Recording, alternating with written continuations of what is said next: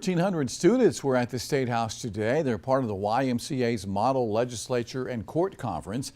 High school students spent the day acting as a state lawmaker, writing, debating, and voting on legislation. And our cameras were there.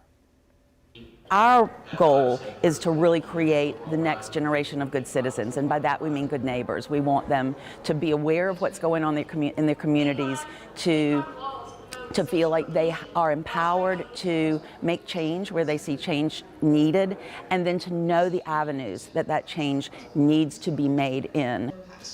This is our 36th annual YMCA Youth in Government Conference with our high school students. Our almost 1,300 students from schools across the state. And we're really just creating a model legislature, judicial, and then all of the auxiliary roles that would be part of what a legislative and judicial body would entail. The conference is really awesome because you get to see really big picture of all of these students, and some of them it's their first time ever debating or even talking about different ideas. Being youth governor has just been a transformative journey for me. I started youth in government without, I was so afraid of speaking. I didn't think that I could get up and speak. I never would have thought I would have been interested in this, and then all of a sudden I'm here now. So I think I definitely am interested in policy making, and specifically healthcare policy, and YIG was the reason that I discovered that passion. It's just really encouraging to see all of these kids come who have different views, and they're forming these relationships.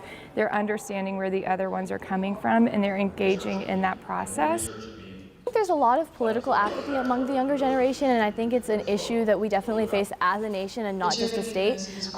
But if we don't empower students to use their voices at this age, they're never going to use it in the future. And that means, simply going out and casting your vote. That means going to election town halls. That means meeting with politicians. That means, publishing op-eds. That means any form of using your voice. And I think if we don't teach them now that what you have to say matters and that political engagement and your civic responsibility is important, they're never going to carry that with them throughout life.